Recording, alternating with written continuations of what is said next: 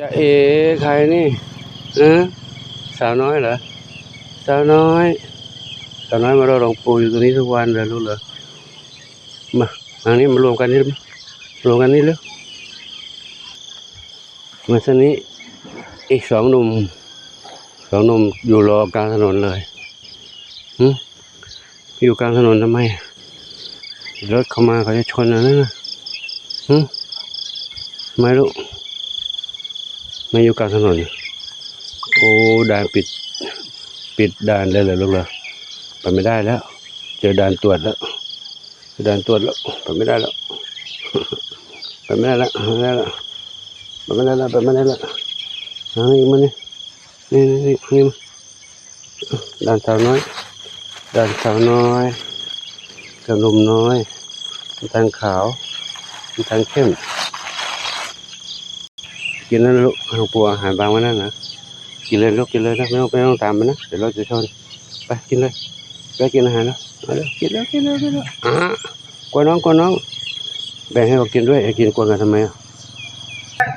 โอ้ยบุญหลายการบุญหลายไอ้เด็ด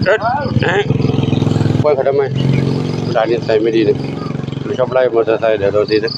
ไปเลยเร็วกลับบ้านนั่นไปไหน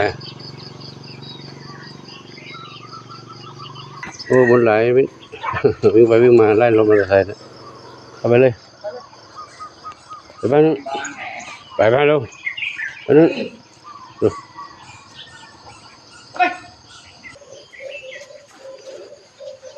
เมื่อคืนฝนตกมีร่องรอยถนนเปียกอยู่วันนี้ก็ดูท่าทางจะตกอีกนะเขาพยากรณ์ไว้ว่าวันนี้จะมีหลายจังหวัดภาคเหนือตกอยู่นะครับ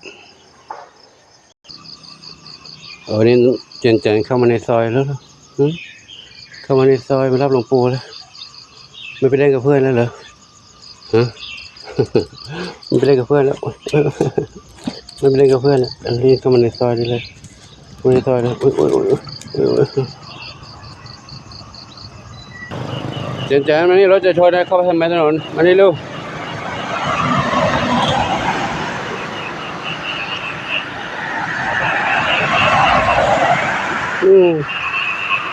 ข้ามมาทำไมทางนู้น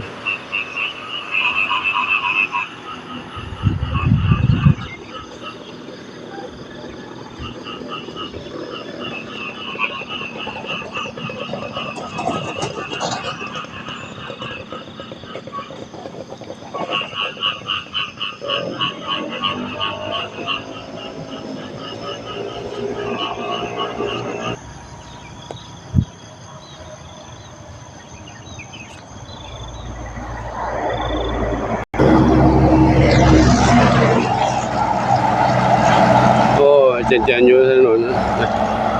เดี๋ยวจะข้ามอีกรถใหญ่ก็เยอะ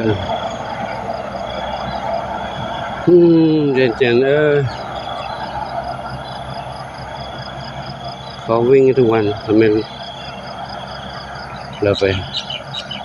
ห้ามใจก็ไม่ได้แต่อยากจะวิ่งนู่นแล้ววิ่งไปนู่นแล้ว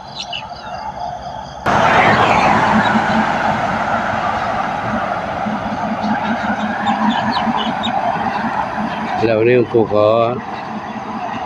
นำภาพบรรยากาศยามเช้าให้กับทุกคนทุกท่านได้รับชมกันไว้เพียงเท่านี้ก่อนเนาะเดี๋ยวกำลังจะเดินไปนู้นตลาดนู้นซื้ออาหารแล้วก็เพื่อกลับเช่นเคยเหมือนทุกวันนะก็ขออำนวยพรให้ทุกคนทุกท่านที่รับชมรับทราบเรื่องราวต่างๆนะอาจจะได้รับทราบเรื่องราวที่เห็นแล้วสุขใจน้องหมามารออาหารขออาหารกับเห็นความบาดเสียวของเจนวิ่งไปวิ่งมาบนถนนก็ขออวยพรทุกคนทุกท่านพบความสุขความเจริญมีความสุขกายสุขใจปรารถนาสิ่งใดขอได้ทั้งความมุ่งมั่นปรารถนาทั่วกันทุกคนทุกท่านเถิดสาธุอายุวันโนสุขังพลังตัวที่ขึ้นมาแล้วนู่นสาธุ